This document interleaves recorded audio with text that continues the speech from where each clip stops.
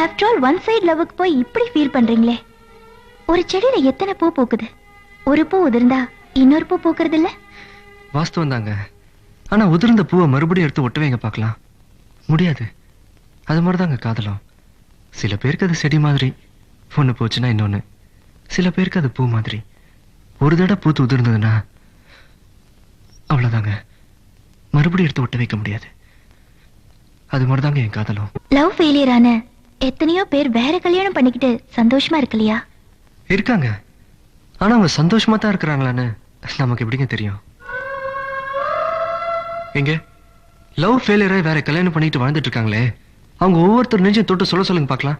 என் மனசுல அந்த பழைய காதல் இல்ல, எல்லாத்தையும் மறந்துட்டு வாழ்ந்துட்டு இருக்கேன்னு. நிச்சயம் முடியாதுங்க.